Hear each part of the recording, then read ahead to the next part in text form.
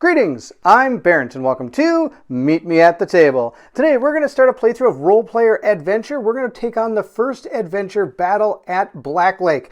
This is going to be kind of an introductory type mission, but I want you to be aware that this is going to be spoiling this adventure book right here. There is some replayability in this game, which is pretty cool, but I will tell you, you're going to see some of how this all transpires, but at least you'll be able to see if the mechanics and the story is something you're interested in when it comes to Role Player Adventure. We're going to be playing with two pre-generated characters that come inside Role Player Adventure. When I did the unboxing, people want to know if you needed the base game or if you could just play this as a standalone. And yes, this is a standalone game, but the cool thing about this game is you could import a role player character if you wish. There are rules for it inside this book. It gives you what your stats should be, how much health you should start with, and even how much gold you get at the beginning based on how the end of Role Player, the board game, actually worked out for you. So that's a neat aspect to have. So if you want the whole experience, that's a really cool way to do it. Also, the addition of a backstory type concept was added during the Kickstarter. I'm not going to be doing that as well because I want to show you just the base game of Role Player Adventure to see if this is something you're interested in. It's time to dive into battle at Blacklake. And if you're excited to see if our characters can make it through this adventure, then I need you to meet me at the table.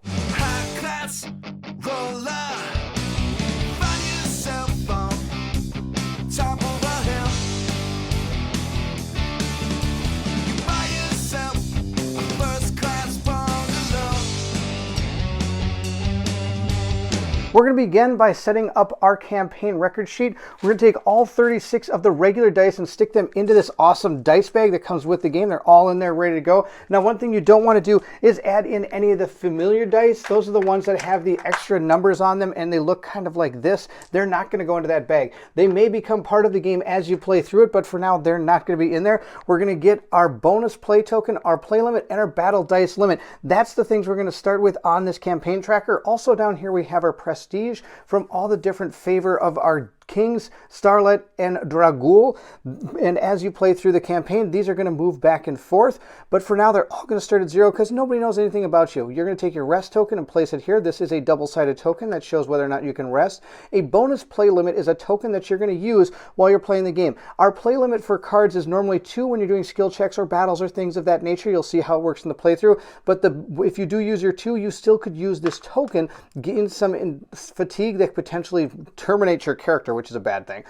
And you can play one more card, giving you a play limit of 3. These numbers are based on the player count in the game, so since we're playing with 2, that's why we have the numbers we have. Of course, our battle dice limit is how many dice we're able to roll. Of course, cards and rules may adjust that as we play through. So our stat tracker for our campaign is all ready to go. Let's continue on. Next, we're going to meet our 2 characters. We have Shivani Ilaris. This is one of our characters we're going to play. It is an illusionist. Super excited to play an illusionist. We'll see how it goes. We filled in the character, my name, we have what race is an elf, we have what class, illusionist, and we have a starting health of 16. That is going to be your base starting if you're using any pre-generated characters. This could be an adjusted stat if you bring in a role player character, which is kind of cool. It could be anywhere from 14 to 18 based on how your performance in role player was. We have our attributes right here. We have strength, dex, constitution, intelligence, wisdom, and charisma. Very common to any type of role-playing game you've ever played in the past. They have their values right here. All of them are 1 except for intelligence, which is 3. And I've put cubes here to remind me. Now, there's 2 different kind of cubes when it comes to these. One is smaller and one is bigger. They're a 1 and a 3 denomination, but I always just like to put the bigger ones in here because they fit and they're really cool. But just be aware that anything that's a clear cube is going to be considered a 1 when it comes to stamina, or fatigue, I should say. That's something I want you to all be understanding. Now, how did I get these numbers? Well, that's a great question. On the back of each of our cards, it shows who we are and it shows us the actual attributes of our character. It also has a backstory for her, but of course, if you wanted to, you could play through the backstory that is a part of the Kickstarter kind of expansion that came with it. We're not going to be doing that. Like I said, we're going to continue on. This person is a hunter, which may come up in the game as we play through it. The class is illusionist, and each class has an ability based on what they've decided to be. So hers is I can return 2 stamina from my intelligence attribute row to the supply to change a die in the dice pool to any value. So at any time, I could remove 2 of these and put them into the supply, which means then I'm able to change a die, which is pretty cool. It's pretty powerful power. I'm pretty excited about that one. On top of that, now that we have everything written here, the next thing we need to do is gather up all of what we're going to have as in our starting hand. And it's all written on the back here. We have an ancient tomb, a spell book, a mystic cloak, sleight of hand, focused, weak, and brimstone. So we're going to grab all those cards and have them available for us. So as we play through the game, we can then use these to manipulate the dice and hopefully be able to make it through our skill checks and through combat. You'll see how that works as we play through the game. They're going to go right down here in the hand area. And let's go ahead and meet our second character. The second character we're going to be using is Pip Flintknot. This is going to be our halfling assassin. This is pretty cool. She's got a bunch of stats here. Everything is a 1 except for her dexterity, which is a 3. So I think these will complement each other pretty well. She has her ability right here. It says add 3 stamina to your fatigue box from the supply. Play a card from your hand as a copy of a card in your spent space. As you can see, there's a spent space down here. We grabbed our cards, is what we have. Now these ones with arrows are spent cards. So if we decide to, for example, play Disarm Trap down in our spent section here, we can then use her ability to replay this card from there, which is pretty cool. Now you'll be gaining cards back as the game goes during rests and things like that. So just because you use a card doesn't mean you're never going to get it back. And you'll see how that works in the playthrough. But I've gone ahead, put everything down for her. I've also gained her entire card pool right here, which is on the back. She starts with Thieves' Tools, Chain Tunic, Move Silently, Disarm Traps, Cunning, Malicious, but she doesn't start with any scrolls. And she is a cast-off, which may come up in some part of the playthrough. We're not sure. We'll see how it all plays out. So we'll put these cards right down there, and we'll continue on. Moving back to our campaign log, we are going to gain 5 gold at the beginning of this adventure. And at this point, we are able to dive into the game. Let's start our battle at Blacklake adventure. We'll start by setting up this particular adventure.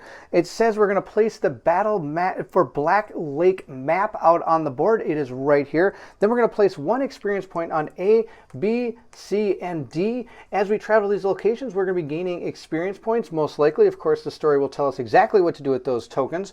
The interesting thing about the experience points is you're going to be using them not only increase your character's power and levels and things like that and gaining new cards and cool things like that, but also these are going to be important when you go to rest. You can get rid of stamina by using experience to do it. Next, we're going to place our bonus play token down on our campaign record sheet. We're allowed 1 based on our campaign record sheet, but the story does tell you to place down as many play tokens as the party journal says. Like I said, we only have 1.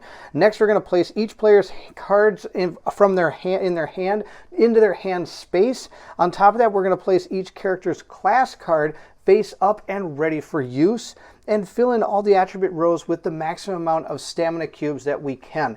I do want to mention that the cool thing about this game is, as you can tell, it's telling me where to be placing these cards and stamina and attribute or cubes. So each mission that you start may have a different representation of what happens, and maybe things you've done in previous adventures might affect how you actually start each one of these adventures. That is, which is actually really cool. I'm pretty impressed by that. Next, we're going to find encounter tokens 1 and 2, place them down here, give them a good little truffle shuffle here, mix up a little bit, and then we're going to place them out on the map right here and here. We're going to replace that because I kind of bumped it. And that's it. We are ready to start this adventure. To give you a quick overview of the world of Role Player, it does say right here, after 1,000 years of peace, Dragul armies raided from the north, prompting you and every other loyal citizen of Nalos to sign up as a soldier of the King's Guard. The armies of Nalos fought long and hard against the North's monstrous generals and their minions, finally stemming the tide of the Dragul invasion. But new threats have arisen that jeopardize all of Ulos. A mysterious cult prepares for the return of an ancient god. The long-abandoned gate at Briswar Wall, a portal between planes, rumbles with new life. Strange rifts appear in the sky, unleashing bizarre creatures into the world. Dragul invaders seek to exploit this instability to conquer Nalos. As a humble soldier of the King's Guard, you are called away from your regiment on a special mission that will allow you to uncover the secrets of your world. You will discover power powerful artifacts and meet members of the cult working to unearth them. You will confront Dragul warriors and discover the motives behind their invasion. And you will encounter strange beings from other planes who threaten to disrupt this very fabric of your universe. Your adventure begins as a Kingsguard soldier in the regiment of Commander Zalak, a dark elf.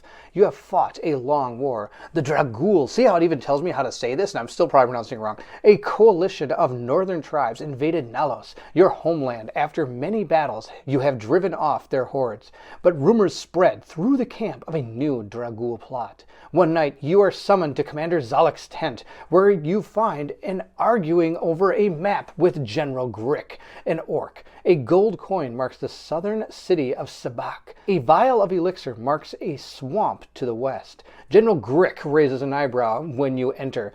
"So you're Zalak's best?" he asks, looking over you skeptically. "We have a special mission for you, but first a question of strategy. Zalak wants to take your regiment south to investigate a threat to the capital," says Grick, pointing at the coin. Then, pointing at the vial, "You think we should push west and capture a powerful Dragul agent in the swamp? What say you?" So at this point, we have to make it's a decision. Hopefully it's an informed decision. It says side with General Grick, learn about the Dragul plot, or side with Commander Zalak and investigate a threats to the capital. I think at this point the general trumps the commander. So I think we're going to trust the general here, and we're going to begin with number 1 right down here. So we'll turn to that location, and by location I mean point in the storybook. It says begin 1. You point to the vial of elixir, and General Grick laughs, patting you on the back. "Yes, exactly," he says. Zalak nods. "I'll leave you to it," he says. He collects his coin and exits the tent. At this point, we're going to be recording keywords, and it gives you a little bit of rules as to how that works. The action indicates below instructs you to record the keyword. To do this, write the word Grick in the keyword space on your party journal. As just instructed, right up here, it does say record the keyword Grick, so we'll write that on our campaign record. "You can keep the vial," the general says to you, rolling up the map.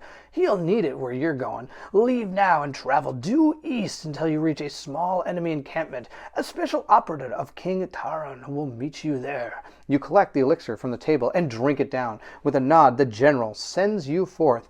At this point, we are going to gain 1 experience as well. You make haste under the crescent moon, crossing burnt and abandoned farmland into open prairie. At the top of a bluff, you look out over a dark lake to a wooden outpost. So we're going to place our party marker on the location A and read entry A.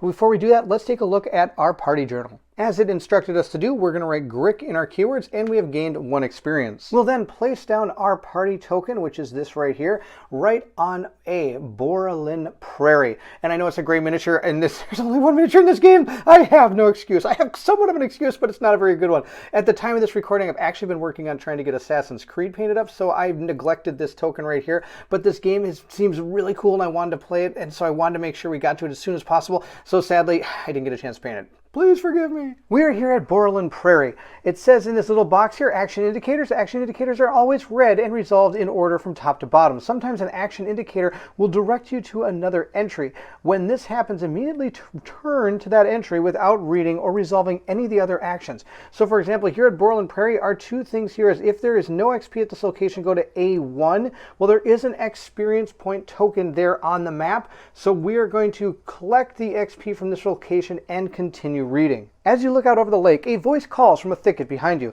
"Care to join me?" You turn to discover a friendly halfling roasting apples and hares by his fire. "You look like you could use a meal." You disregard the halfling, and he chuckles, then stands to salute you. "Tarek Nolan, special operative of the King Taran, confidant of the mortal knight, and bearer of bad news and terrible secrets. Now come, eat, rest, for we have hard work ahead of us." As you eat, Tarek speaks in a hushed voice. "The lake below is dark, for the Dragul filled it with blood and ash of their dead. Our mission is to secure the outpost. The northern shore is guarded by an encampment of goblins, weak but many. Gnolls stand watch to the south. We need to eliminate both camps, so take your pick. You go one way, and I'll go the other. Burn down their camp to signal your progress, and I'll do the same." Tarek pulls something from his pack and tosses it to you. Well, need this at the gate. At this point, we're going to be learning about discovery cards. It says, when instructed to reveal a specific discovery card, do not shuffle or examine other cards in the deck. Only find and reveal the card referenced by the text. The discovery deck is organized in numerical order, and the cards are numbered on their backs. There is our card, number 65, according to our discovery sheet. So we're going to flip that one over, and it looks like we have a giant blue vial here. It says Blue Stone Fireball. So it's fireball in a bottle. You can't go wrong with that. Now, notice up here it does have a 1 with a little cube there. In order to use this, we have to pay 1 stamina. And when you play with multiple players, every person has to pay that 1 stamina to use this item. And you can use this item at almost every location you want. They're going to have little symbols in the book itself telling you what is going to happen if you decide to try to use this. So let's see what happens if we do. But before we do, we're just going to read about it, and it's going to tell me pretty much the same thing I just told you. Items can be used at locations. When using an item, each player places stamina in their fatigue box from the supply equal to the cost listed on the card. Like I said before, it's 1 right here. To use the Bluestone Fireball that Tarek Nolan handed you at Berlin Prairie, each player places 1 stamina on the fatigue box, then combine the location number with the item number and turn to the entry in Storybook A65. You cannot use the same item twice in the same location. After reading through how to use items, notice down here we have 2 options now we have to choose. We can either move to a new location or we can use an item. So just to show you how this all works, I'm going to use 1 stamina for each of our characters, or we're going to gain that in fatigue. So we're going to place 1 of these cubes down on each of our characters. We're then going to go to 165 or A65, I apologize, and we're going to see what it says. Here's A65. First, we have a thing we have to deal with. If we have the keywords alarm or clear, we have to go to A2. We do not have those written in our keyword section, so we're going to continue on. It says, to Tarek's alarm, you casually begin to uncork the blue potion.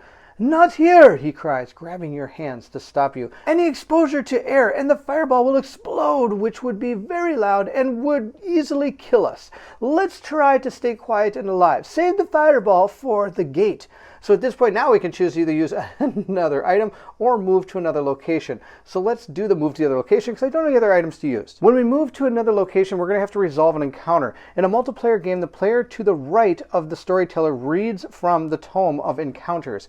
If you move along a path that contains an encounter token, flip that token face up and place your party marker beside it. Open the tome to the encounters and turn to the entry for this adventure with the same number as the encounter token. Then return the encounter token to the box. For example, in this adventure, to resolve encounter 2, turn to Adventure 1-2 in the Tome of Encounters. We are already having to make some decisions. Do we go towards the Goblin Camp or do we go to the Knoll Camp? That's a tough choice.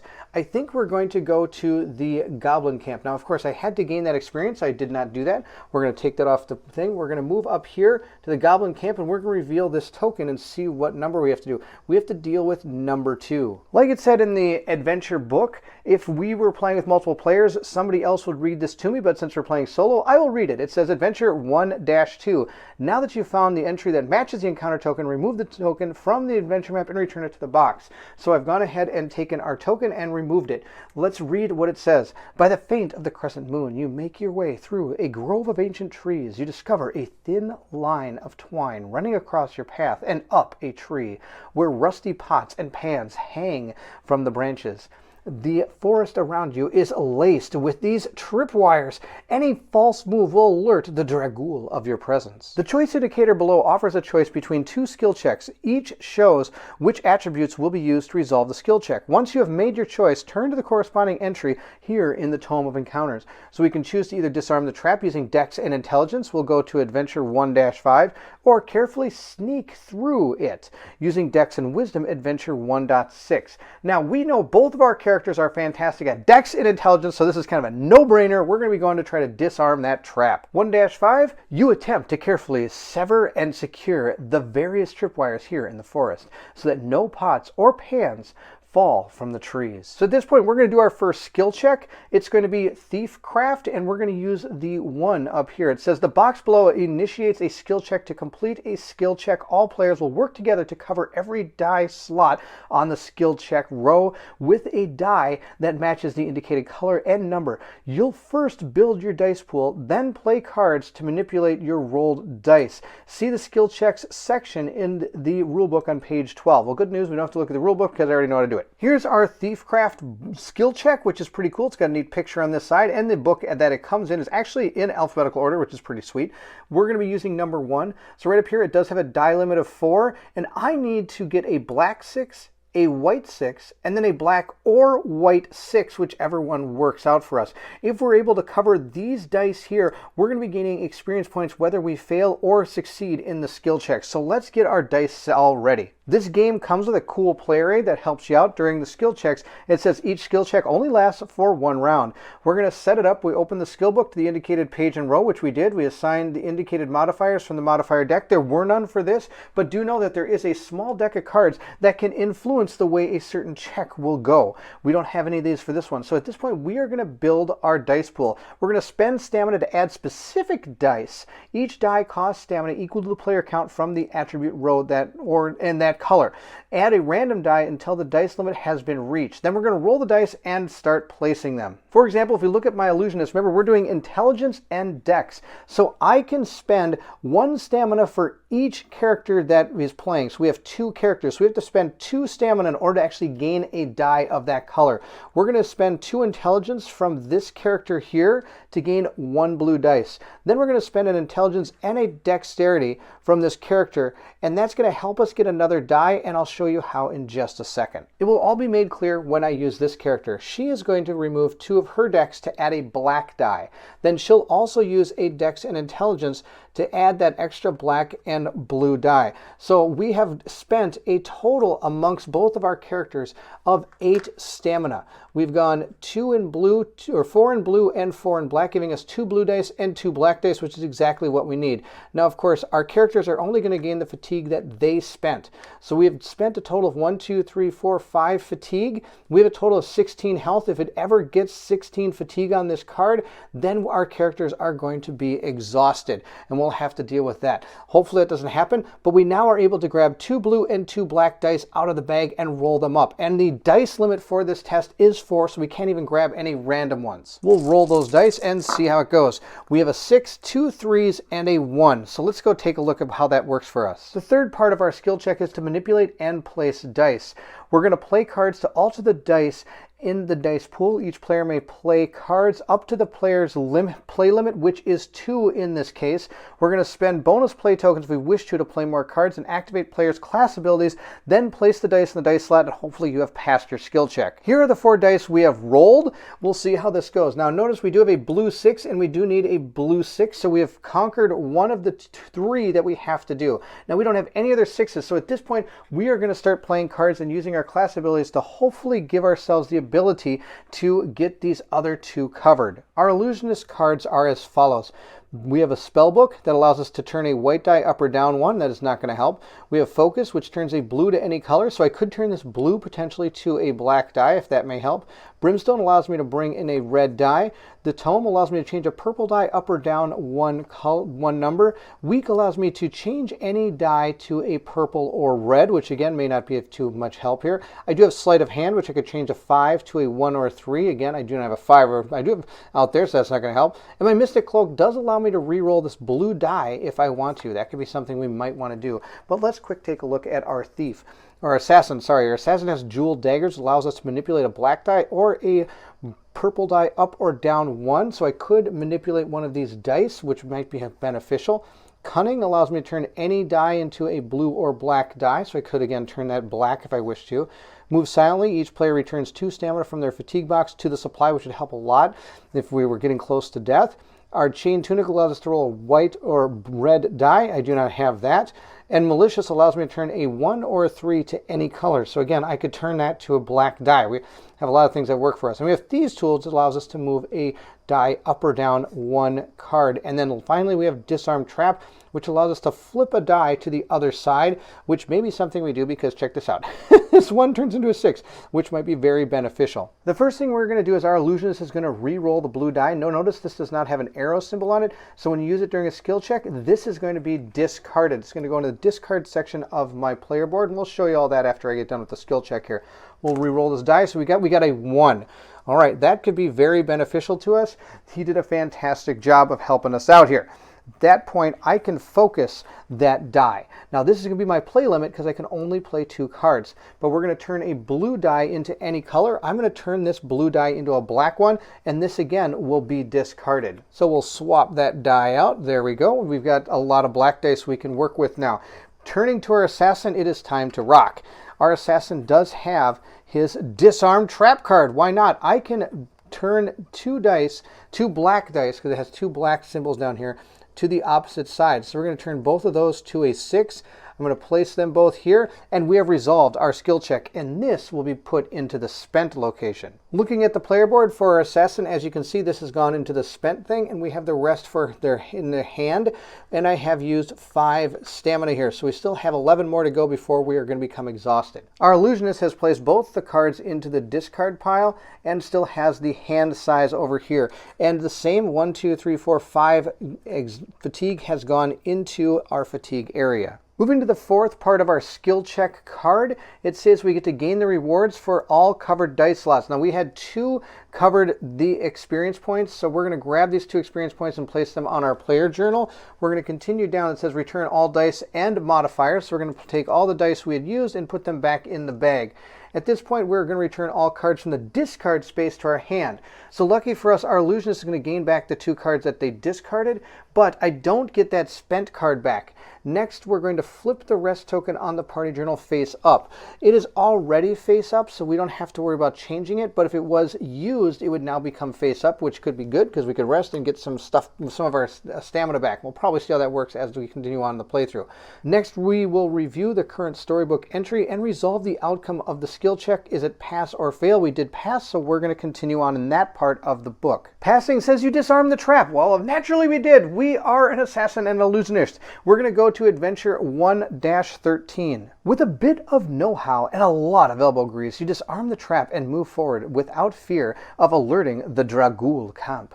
You hope that the rogue is having as much luck on his side of the clear lake. So at this point, we are going to write down the word clear into our party journal, and Tarek is handling his side of the lake. Remove the other encounter token from the adventure map and return it to the box.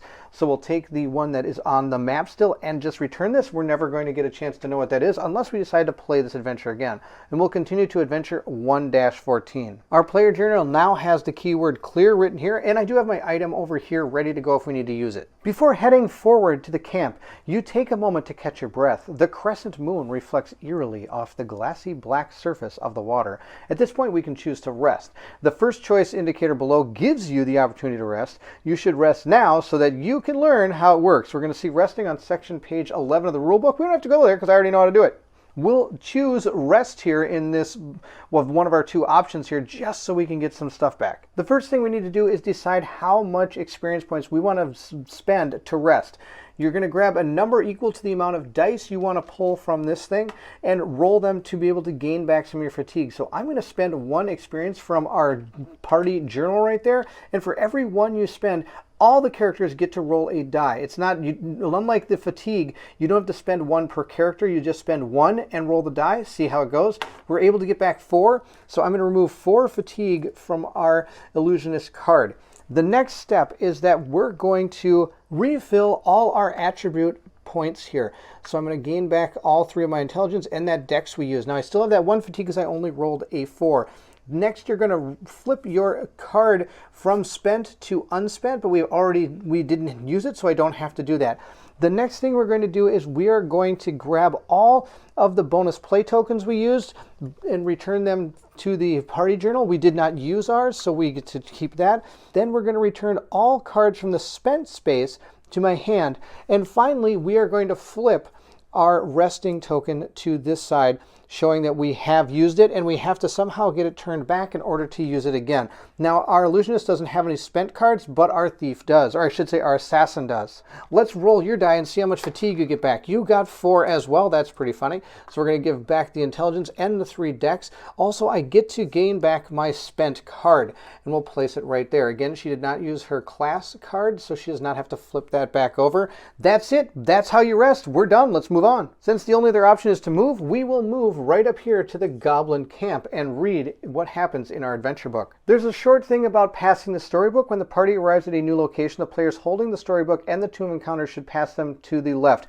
The reason this is important is if there's ever a disagreement on kind of what you think we should be doing, the person that is holding the storybook really has the last say. So if there's a tie, that would be the person that breaks ties. Next, we're going to check our keywords. Some of the actions indicators below, check for keywords. If you have the indicated keyword, turn to the entry named. Remember to resolve actions indicators from the top to bottom, turning to another entry immediately when instructed to do so. Now that you've arrived at the Goblin Camp, pass the storybook to the next player and read through the list of action indicators below. If there's no XP at this location, turn to B1.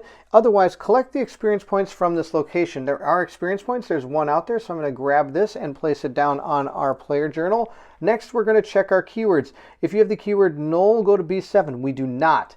If you have the keyword alarm, go to B2. We also do not have that one. If you have the keyword clear, continue reading. We do have that one, so we will continue down. The light of several small campfires flickers through the chaotic grouping of boar hide tents. Short, long-eared silhouettes move busily about, pulling up stakes and securing provisions. It seems the goblins are preparing to move, likely in retreat.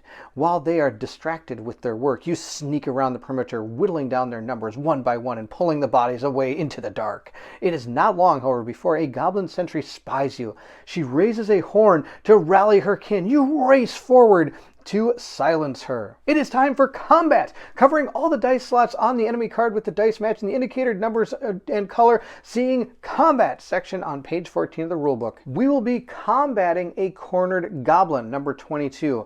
Let's make sure we are victorious. I would hate to be defeated. Similar to skill checks, we have part of that on the back side of our player card here. So we'll set it up by finding the indicated enemy in the enemy deck, assign indicated modifiers from the modifier deck, and place a round marker on the round track.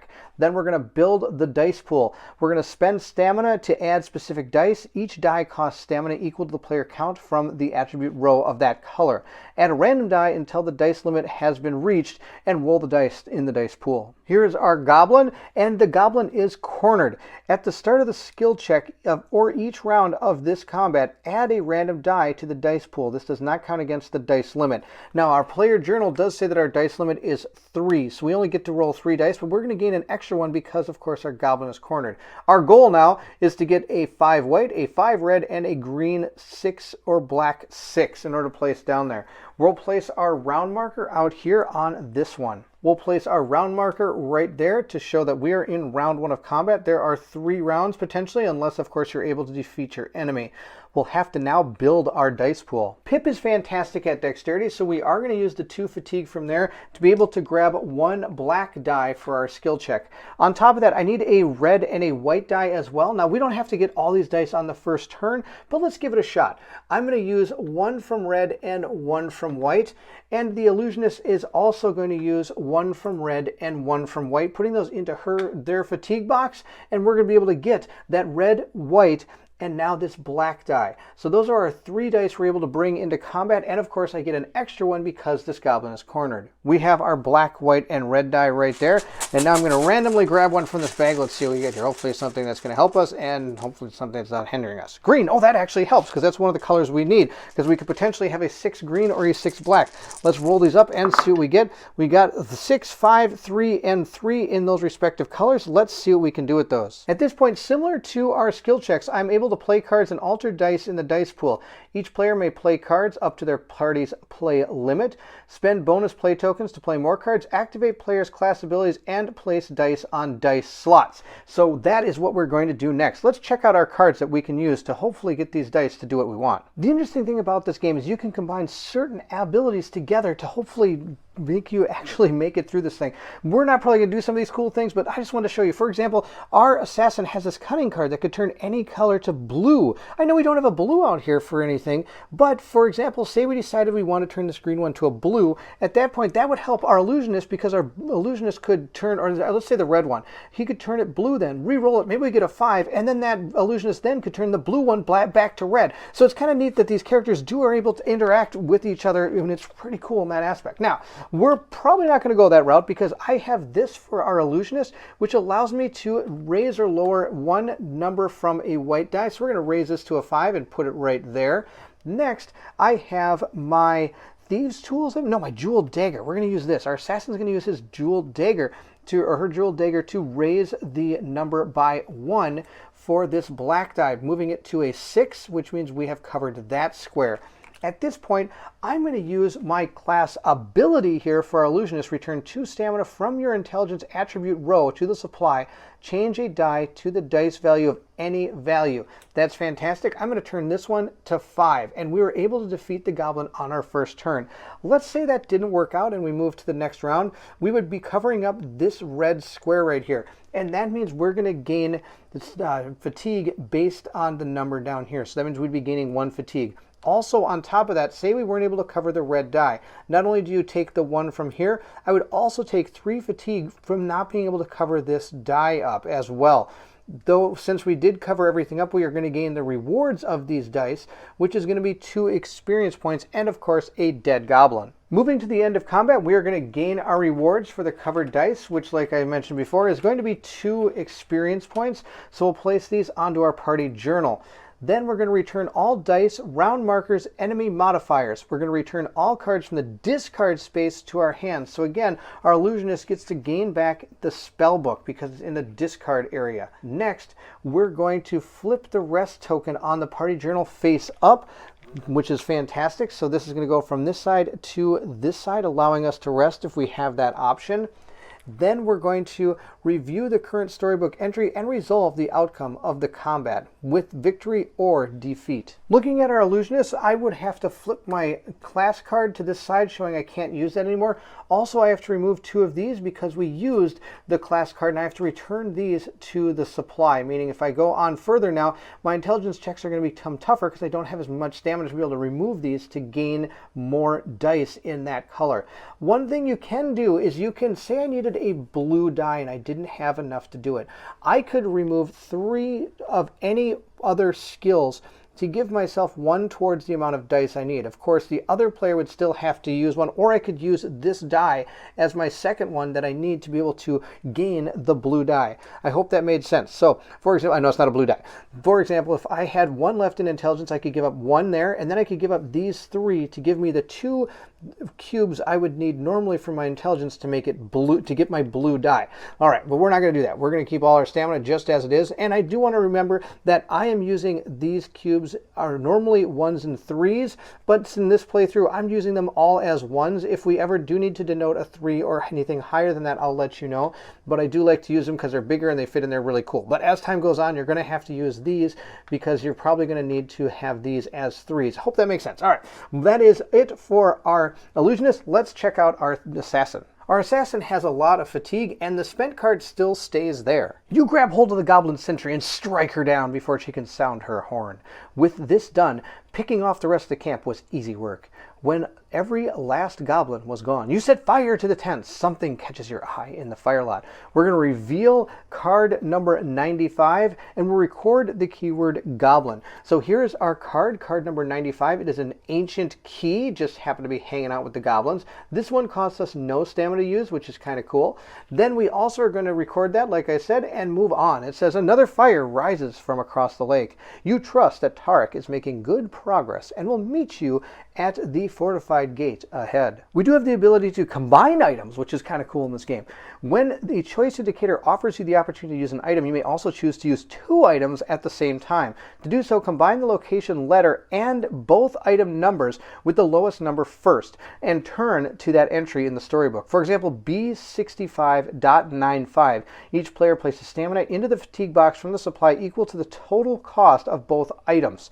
you can use the same item combination twice in the same location. So for example, if we decided to, which I don't see any reason to, we could use our 2 items here, and it would cost us 1 stamina each to combine both of these together to read, let's say, B6595. Now we're not going to do that because I don't think there's any reason those 2 would ever go together, but it is cool that you can do that. Continuing on, we have the ability to use an item. We're not going to. I can rest, which is probably something we're going to do, and then I have to move to another location. This rest, we're going to use 1 of our experience to roll our die and see what we get. Let's roll it up and hopefully heal our character. We do. We get our, which is enough. We get 3 to get rid of all our stamina, and I get to place stamina back into all of our existing attribute locations. We get to flip this over so that I can't just go ahead and keep resting all the time. We'll place that back on our party journal. We're going to be able to gain all of our spent cards, so our assassin is going to be able to gain back the jewel dagger into the hand, and I also get to flip my class card. We'll move to our assassin and see how much stamina we get back. We got 5! Oh my gosh, that's amazing. 1, 2, 3, 4. Oh, that's all of it. Okay, that's perfect.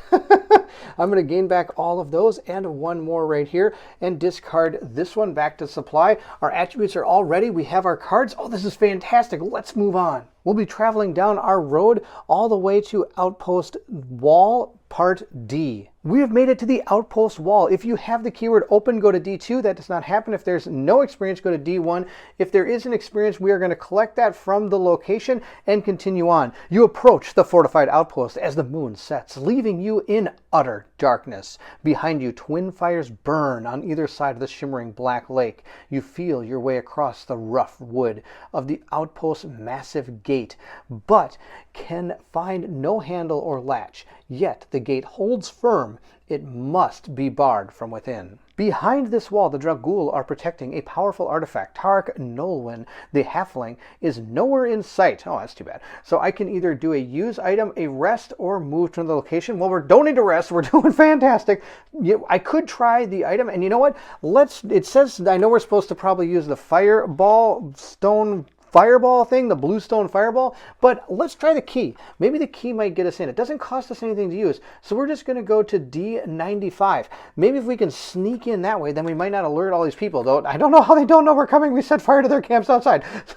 We're going to give it a shot. Let's use our item number 95. You try the ancient key on the gate, but there is no lock for the key to fit into. It is a fortified outpost gate held in place by a heavy bar on the inside. All right, well, that makes sense. I guess we will use this then. We're going to give each of our characters 1 stamina from the supply, and we're going to go to D65. You uncork the bluestone fireball at the base of the fortified gate and run for cover. The thunderous explosion tears a wide flaming hole in the wall, giving you passage through. There's a section here on map cards. The second action indicated below tells you to reveal a discovery card that is not an item. Some discovery cards will update your map. The bottom left corner of these cards indicate where they go on the adventure map. In this case, you place the outpost interior discovery card 16 on map coordinates 4. Remember to add 1 XP to the new location from the supply. Like it mentioned above, we're first going to record the keyword open, then reveal discovery card 16.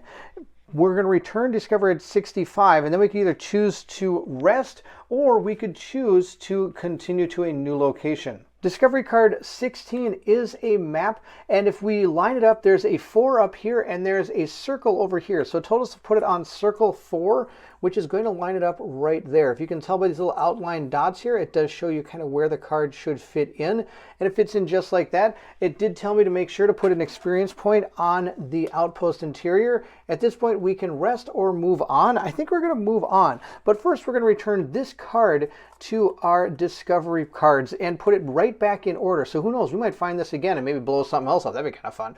Let's then move to Interior Outpost E and read what it says. Outpost Interior. So we're starting off here. If you have the title Revealer of Secrets, Rogue Accomplice, or Aid to Ogre, I'm going to turn to one of those. We don't have any titles. Titles are cool because they persist through the campaign. A lot of the other stuff resets when you go from adventure to adventure, but these titles will persist and will change the way that certain adventures happen in the future, which is really cool. So we're going to otherwise collect the experience point from the location, and we're going to continue reading. You pass through the smoldering hole and enter the Dragul outpost.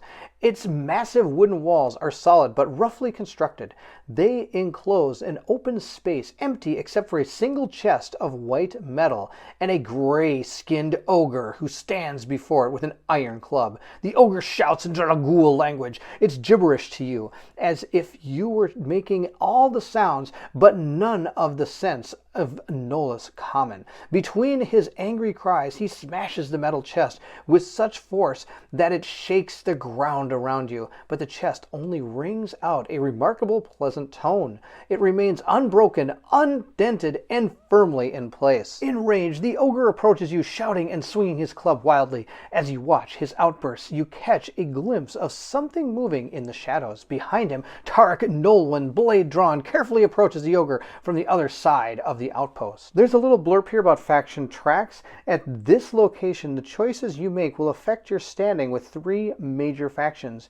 Find the favor marker and place them on the 0 starting space of all 3 faction tracks on your party journal. We've already done that in the setup, so that's why the markers are already down on our party journal.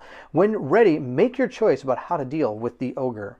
At this point, we have 2 options. We can either attack the ogre, E2, or we can try to understand what it's saying, which we'll be doing a skill check using intelligence and wisdom. Our illusionist has a lot of intelligence, but neither of our characters are really great with wisdom, and our assassin was kind of talking to the illusionist a little bit and said that the only good ogre is a dead ogre. So we're going to attack the ogre and go to E2. Why not? Let's see what happens. The ogre throws himself at you with all the ferocity of a cornered animal. He swings his iron club wildly and races towards you. So we're going to combat Trog. Apparently it's a named ogre. Number 52. And hopefully if we defeat him, we'll be going to E4. If he thrashes you, I'm going to go to E7. Trog looks pretty menacing, and he also has 4 dice he has to cover, and we can only grab 3 combat dice. So this is going to take longer than 1 like we had for our goblin. We'll place down our start right here, our time tracker for Tog, I want to call him Trog, but it's Tog, and we're going to see how this goes. Let's go grab our dice pool. For the first round of combat, we're both going to spend our wisdom to be able to give us a white die, and we're going to spend our constitution to give us a green die. So that, I think, is all we're going to do. I have some cards that can manipulate dice to hopefully turn them to other colors if I need them, even if it's a random number. We'll see if that's going to play true or not, but it could be the end of the... We might want to grab a black die, because I could potentially maybe change a black die to another color. I think we will. We're going to spend the 2 dexterity here to gain a black die as well. So we're going to be getting a green, white, and black. We'll roll up our 3 dice and see how it goes. The first thing we're going to do is we're going to play Malice from our assassin to turn our black 3 into a white 3. That's what we're going to do first. We're going to remove that one, put a white one down. Then I'm going to adjust it with my illusionist by raising it up 1 to a 4, and boom, we have covered that one. Next, I'm going to use my illusionist ability here to return 2 stamina from my intelligence row to supply to change a die in the dice pool to any value. So I'm going to flip this class card over, meaning I have used it. We're going to change this to a 6, and we have covered the 6. Now we've got some tricky tricks here I'm going to try. First thing we're going to do is we are going to turn any die to red. So I'm going to change, we're going to change it to blue. We're going to change that white one to a blue. No, we're going to do it to a pink. I got a plan. Oh, this is going to be really funny. For purple, I'm going to turn that die to a 2 purple. At this point, I am going to use our bonus play token and use this tome to move it up to a 3. Now that it's a 3, I am going to play my cunning card to turn any color I want to blue or black. So we're going to turn this one to blue. And that is going to be how we at least cover up all these squares. Now, I do have to grab a stamina and put it into my row because I used that play token. Then on top of that, I have to remove 2 from my intelligence and put them into my supply. And a lot of these are going to go straight into, most of these are going to the discard pile. This is our discard for our assassin. This goes into the spent from the assassin, and all 3 of these are going to go into the discard for our illusionist. But look at this. We were able to cover up 2 or 3 of these dice on that roll. That was fantastic. Now we are going to go into the second round of combat. Since we have an end of round and not an end of combat, it says here to suffer counterattacks for uncovered dice slots. Apply round tracker effects and adventure round marker. Return remaining dice from the dice pool to the dice bag and start a new round of combat. If we look at our counterattack damage, we're going to lose 1 experience points from the round tracker, and we're going to gain 2 stamina in both of our characters because of the 2 here that we were not able to cover up with a red die. Looking at our assassin, she has 3, 6, 7.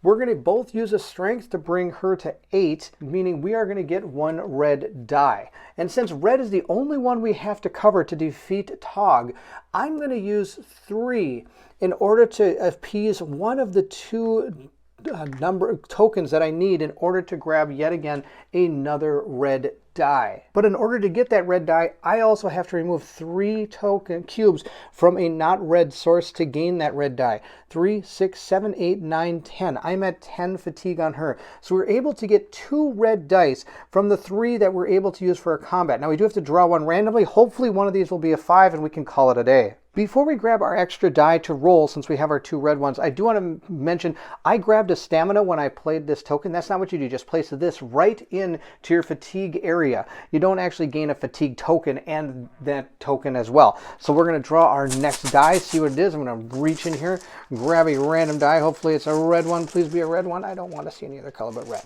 And we have white, so not red. But that's okay.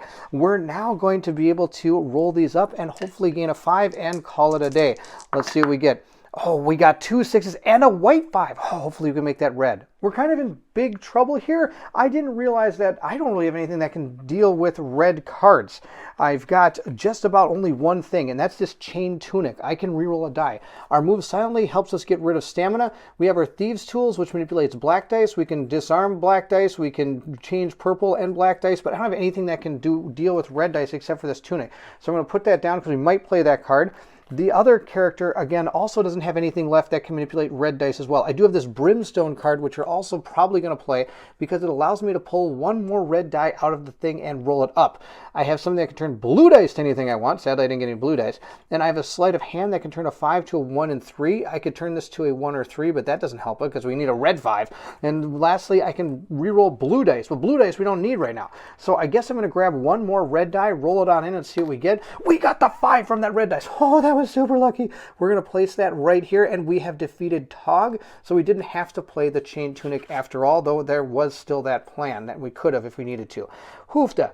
We were able to take out Tog, but it's really cool how you can try to, there's a lot of different ways you can combine things to make this all work out. It's super fun when it all comes together. Of course, you also have to sometimes bank on luck. Having defeated Tog, we are going to gather up all our rewards. We get 4 coins and 2 experience. 1 experience here, 1 there, and 2 and 2. So that's 4 and 2. We'll place that out on our player journal. Looking at our illusionist, since we were able to defeat him, we do get to gain back our discarded cards. Interestingly enough, as you noticed in that battle, I used a bunch of cards at the beginning, which left me almost nothing to do with the red card because I mean we potentially did have stuff that could have affected red cards. We used it already at the beginning of the fight. We had that card. We could have manipulated a number with this card, but since we used the beginning, we didn't have it, so we kind of came down to luck at the end. Of course, we're going to do that with the assassin as well. Our assassin is going to grab back cunning. The ogre cowers under your attack. He drops his club and falls to his knees. But his strange ramblings do not stop. At your mercy now, he continues to rant and point at the chest. At this point, we can finish off the ogre and get on with your work. Or we can listen to him more closely, which would be a skill check of intelligence and wisdom.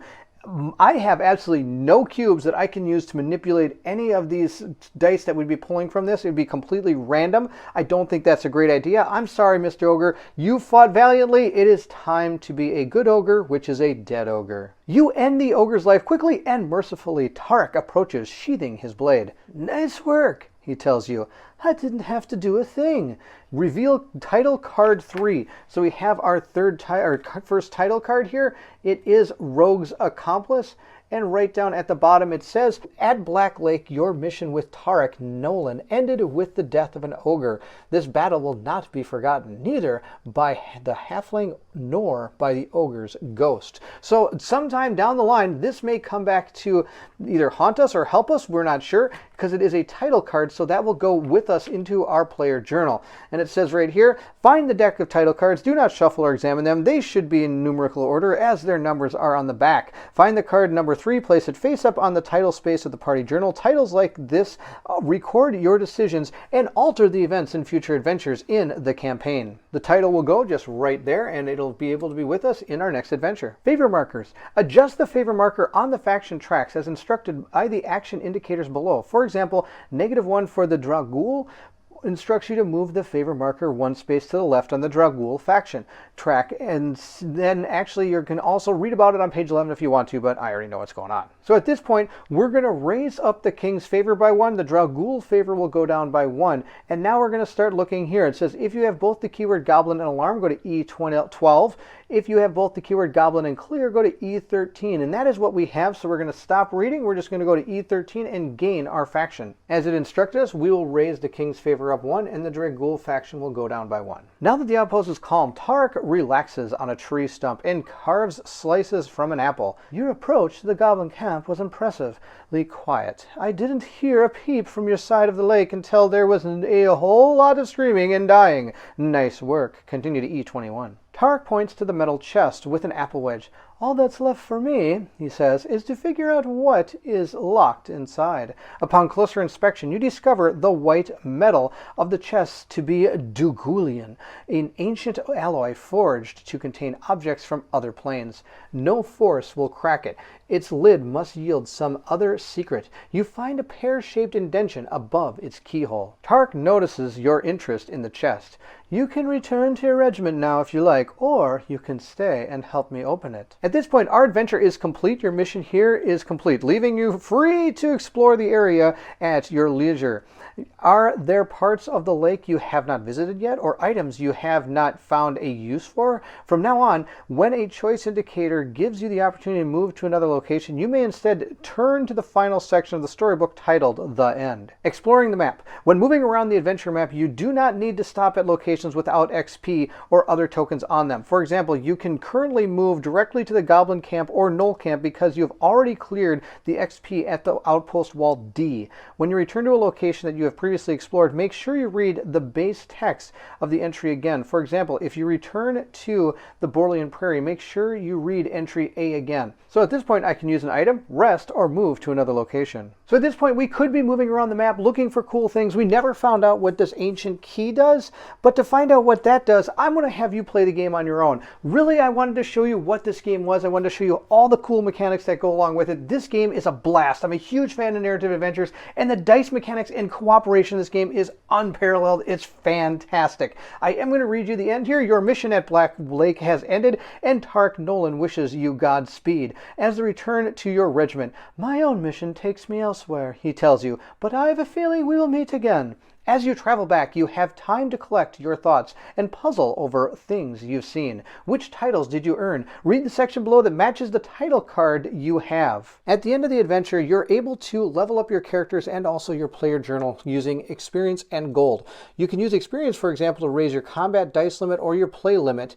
You can also raise the mastery track, which is going to increase your attribute scores from 3 max to 4, or even 6, 8, 9, 10, depending on how far you go up this mastery track. It's pretty cool. And when you do pack everything up, you're going to mark down where these cubes are and place them out there when you come back. These are going to go with your characters, your titles, so that you don't forget which ones you have. Any items you gain during the adventure, though, will be going back into their respective decks where they normally would fit numerically.